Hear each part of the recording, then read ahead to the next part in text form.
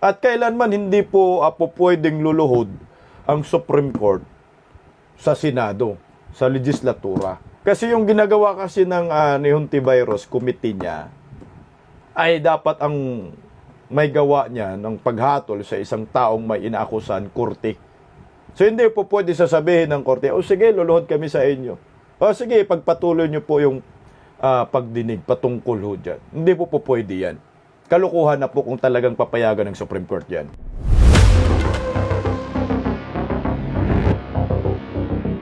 Sinabi ni Manong Jason na umano itong Kamara ay sumuko na.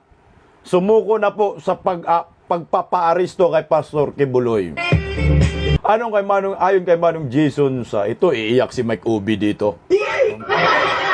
Kasi gusto ni Mike Obi, aresto na daw si Pastor Kibuloy. Oh.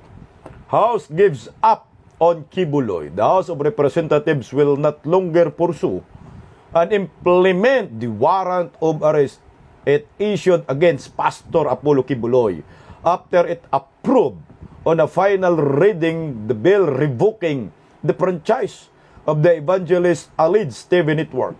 The House warrant has been rendered moot after the panel headed by a Parañaque City District Tambaluslos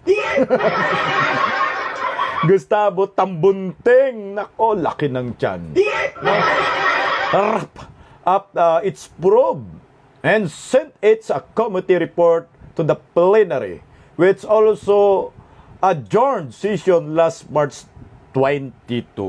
Sinabi na rin ho natin ito, mga kababayan ko, na wala na ho kasing simple yung pang-iipal, pangkukupal ng mga tambaluslos dyan sa Kongreso.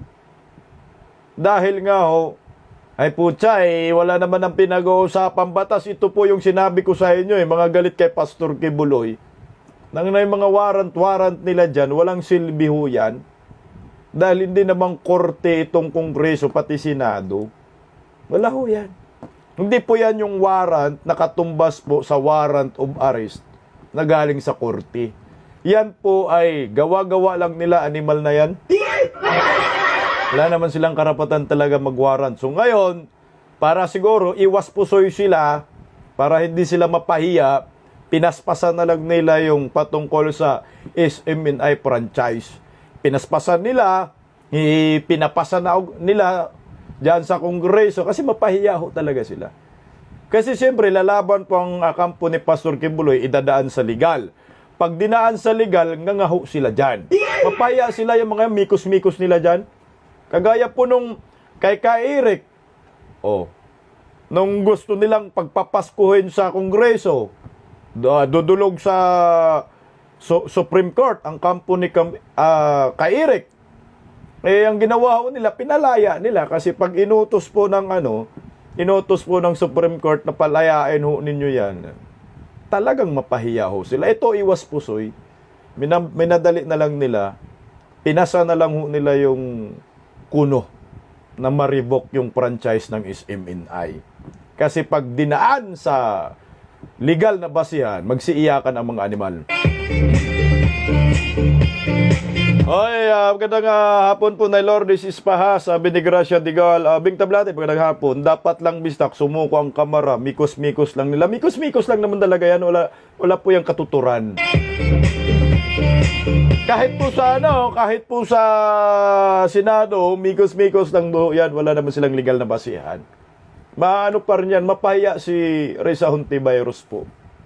Kasi dumulog na sa korte si ang SMNI, si Pastor Kibuloy, diba, dumulog na. Mapahiya si Hontiveros dyan. Maniwala ho kayo. At kailanman hindi po pwedeng luluhod ang Supreme Court sa Senado, sa legislatura. Hindi po pwedeng ganun.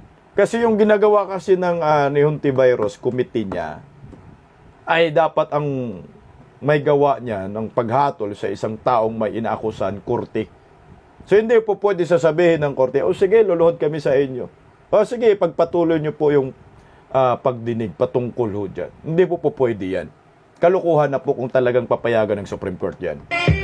Ay, Ma'am Erlinda Silvita, maraming salamat sa pangkape dyan sa Sacramento. Sige you so much, Ma'am Merlita Sulweta, sa inyong pakulay. Real talk lang tayo. Ito sila kasi ni mga Mike Obi, si Tokmol. Ano lang yan, kasama na po yan sa black propaganda. Kasama na po yan sila sa pagdemolish sa mga Duterte, kay Pastor Kibuloy. Pero kung legal na basihan, huwag po kayong mag-alala, mga miyembro ng Kingdom of Jesus Christ. Malayo po sa katotohanan. Hindi po mangyayari yan, ipa-aresto si Pastor Kibuloy. Wala namang kaso.